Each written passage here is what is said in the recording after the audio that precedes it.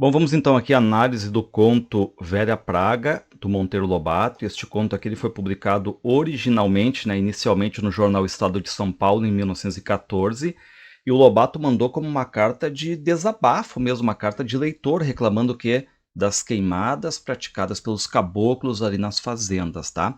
Só que mais tarde, 4 anos depois, quando o Monteiro Lobato vai lançar o primeiro livro dele de contos da literatura adulta, que é o Urupês, ele vai colocar este artigo que ele mandou lá 4 anos antes, né, vai estar no primeiro livro dele, certo?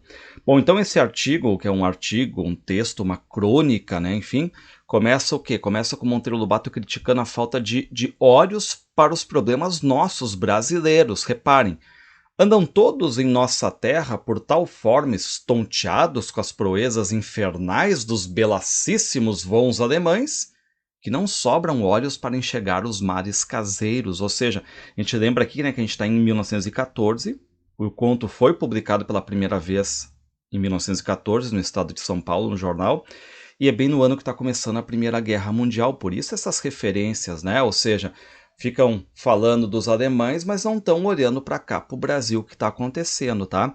E o Lobato, não se esqueça, ele vai se colocar como uma pessoa do interior, uma pessoa do sertão, desse local ainda desconhecido, mas uma pessoa esclarecida, tá? Que está tentando alertar o pessoal da cidade sobre esse problema das queimadas. Reparem, venha, pois, uma voz do sertão, que é ele, Lobato, dizer às gentes da cidade, por meio do jornal Estado de São Paulo, que se lá fora o fogo da guerra, lavra implacável da Primeira Guerra, né? Fogo não menos destruidor devasta as nossas matas, com furor não menos germânico.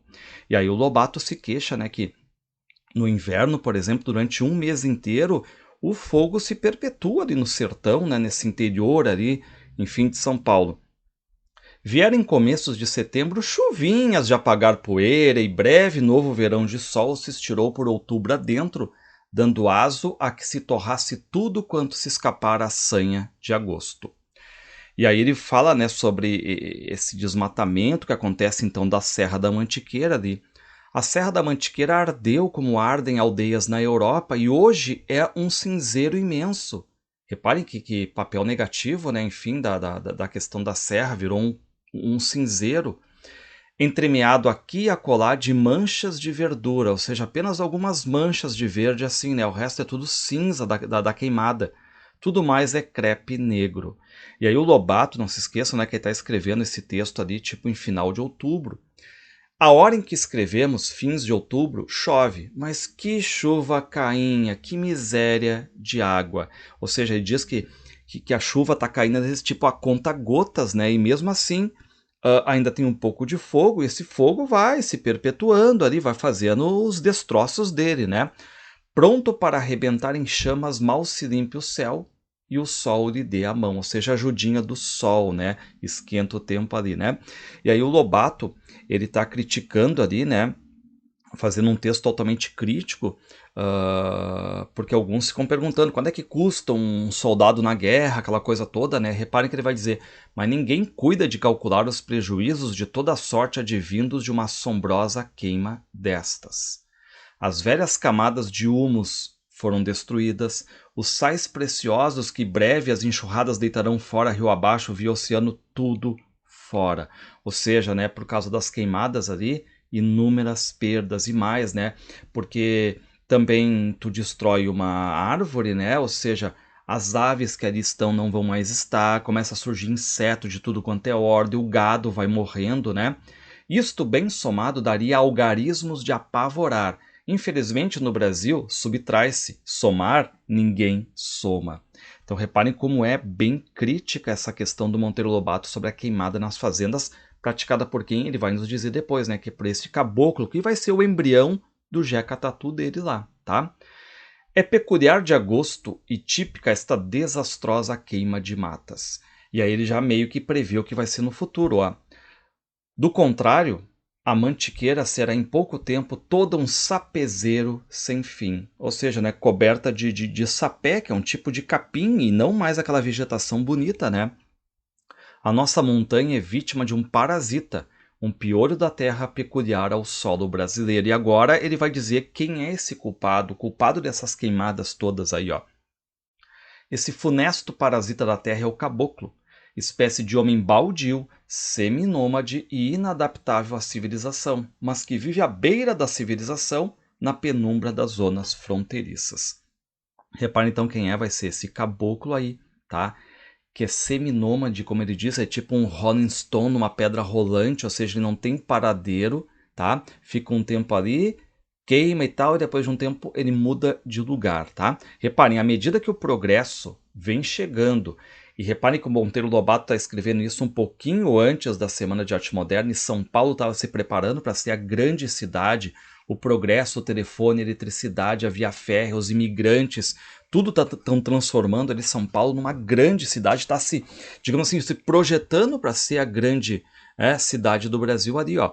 Então, à medida que o progresso vem chegando com a via férrea, o italiano, o arado, a valorização da propriedade, vai ele quem, né? O caboclo, refugiando em silêncio com seu cachorro, seu pilão, a pica-pau, que é a arma dele, né? E o isqueiro, de modo sempre a conservar-se fronteiriço, ou seja, escanteado, tá? Mudo e sorna, ou seja, lento, vagabundo, né?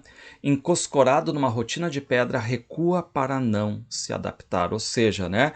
Ele é um seminômade ali, tá? Vem de um sapezeiro para criar outro, ou seja, sai de uma queimada, ok, destruiu a terra, não tem mais o que fazer, vai para outra, e assim ele vai indo, né? Coexistem em íntima simbiose tanto o sapé quanto o caboclo, são vidas associadas. Então a crítica aqui, né, é muito forte esse caboclo, esse caipira aí, do interior de São Paulo, que pratica essas queimadas, né? E diz que o caboclo traz ainda o cachorro cheio de sarna, né? E o que mais, ó? A foice, a enxada, a pica-pau, que é a arma, o pilãozinho de sal, a panela de barro, um santo encardido, 3 galinhas pevas e um galo índio. Com estes simples ingredientes, o fazedor de sapezeiros perpetua a espécie, ou seja, procria, e a obra de esterilização iniciada com os remotíssimos avós acampam. Ou seja, né, Monteiro Lobato meio que vai descrevendo o passo a passo desse caboclo aí que vai destruindo a terra, né? E tipo, é uma herança, o avô fazia assim, o pai fazia assim, logo ele vai fazer assim, os filhos farão assim, né? Em 3 dias, uma choça, a casinha, né? Que por eufemismo, suavização chamam casa, brota da terra como um urupê. E aqui é legal, né? Porque o que significa urupê ali, né? É tipo aquela orelha de pau, aquela pironga ali, né? Que é aquele cogumelo que nasce nas árvores. Ou seja, é como se tivesse assim, né? O jecatatu, o caipira, o caboclo, surgindo como se fosse um urupê, tá? Tiram tudo do lugar, ou seja, fazem a casinha, né? O Lobato chama a casinha desde feia e tudo mais, né? Aí fixam a residência, acampam, como diz. Barreada a casa, pendurado o santo, está lavrada a sentença de morte daquela paragem. Ou seja, ele é bem crítico aqui. Onde chegou o caboclo, deu, terminou a natureza, terminou aquela paragem, porque ele vai destruir aquilo ali, vai queimar aquilo ali. Com a pica-pau, com a arma, o caboclo limpa a floresta das aves incautas, ou seja, pega a arma e detona, mata todas as aves ali, tá? E repare, né, o quanto ele é ofensivo, o Lobato acha ofensivo exatamente, né, essa questão do caboclo para, digamos assim, com a fauna e a flora, né? E reparem que o Lobato está dando mesmo o caboclo como um parasita, né, o destruidor da natureza, né, algo a ser combatido. Por isso que ele está dentro desse artigo, né, lançando para o jornal Estado de São Paulo, uma coluna de leitor, colocando o pessoal da cidade para ver este homem do sertão a partir de agora, né? Depois, o caboclo ataca a floresta, roça e derruba, não perdoando a mais belo pau. Ou seja, né, ele vai detonando tudo, pronto o roçado, e chega o tempo da queima, entra em funções o isqueiro. Para que serve o isqueiro? Para tocar o fogo, né? E o Lobato chega a dizer que mesmo que haja uma lei ali para questão territorial, não colocar fogo assim e tudo mais, diz que o que o caboclo faz? Ele faz de tudo para driblar a lei, né?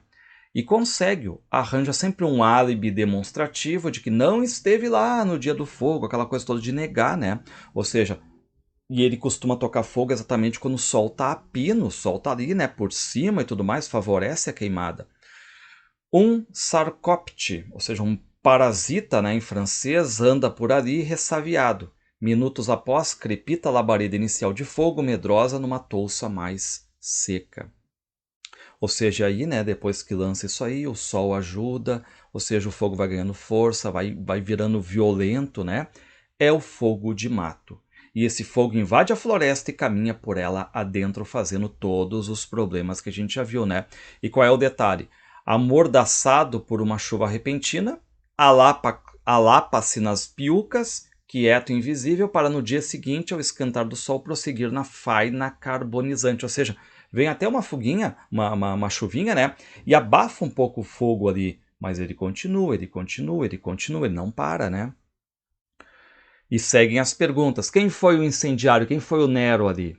De onde partiu o fogo? Indaga-se, descobre-se o Nero. Quem é que é o Nero? É esse caboclo.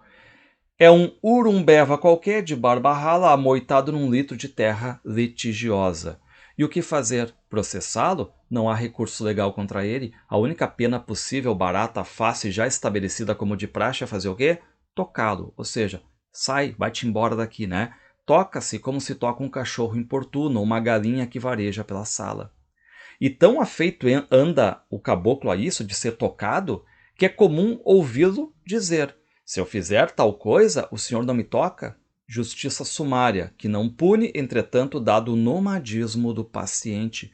Ou seja, né, não adianta colocar uma pena para ele, porque a gente não sabe nunca onde é que vai estar exatamente esse caboclo, porque ele é um seminômade, como dizem, ele suga a terra e vai embora, vai para outra, né?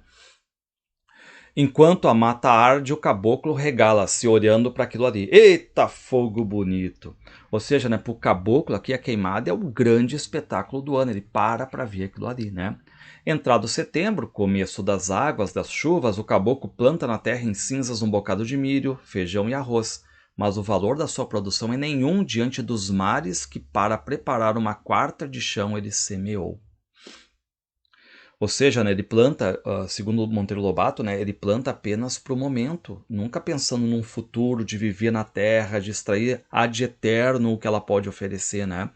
Calcula as sementeiras pelo máximo de sua existência, as privações, nem mais nem menos, ou seja, dando para passar a fome. E aí, e o pior, né, que o Monteiro Lobato está dizendo que é algo que passa de pai para filho e assim vai indo, né? Assim fez o pai, o avô, assim fará o caboclo, e a prole empanzinada que naquele momento brinca nua no terreiro, ou seja, os filhos do caboclo também vão fazer isso aí, né? Quando se exaure a terra, ou seja, tu desgasta totalmente a terra, o agregado muda de sítio. No lugar fica a tapera e o sapezeiro, como marcas de que ele passou por ali, né? E como é que finaliza o conto? A terra reabsorve os frágeis materiais da choça, e como nem sequer uma laranjeira ele plantou, nada mais lembra a passagem por ali, e ele vai meio que nomear, ó, do Manuel Peroba, do Chico Moribundo, ou do Jeca Tatu, ou outros tantos sons ignários de dolorosa memória para a natureza circunvizinha. Ou seja, né, então, este aqui é um artigo que o Monteiro Lobato fez exatamente, né, em 1914, indignado que estava exatamente, né, pela queimada nas fazendas por parte desse Jeca Tatu, desse Chica Marimbondo, desse Manuel Peroba, esses... ele nomeia, né, assim, essa questão toda do parasita da terra, que seria exatamente o caboclo, né? Por isso que a velha praga são essas queimadas aí que vem lá do avô, do pai, passa para o caboclo, vai passar para os filhos dele, essa detonação de fauna e de flora aqui. O Lobato, estando no interior de São Paulo, tá? Ele vai fazer essa denúncia no Jornal da Cidade, o Estado de São Paulo, em 14, e depois, quando o Lobato vira, né, um repórter, pintor, crítico de arte, escritor, no primeiro livro dele chamado Urupês, que ele já cita aqui, né, o que é o urupês, é exatamente esse cogumelo e tudo mais que surge, né, das árvores, como surgem aqui os caboclos.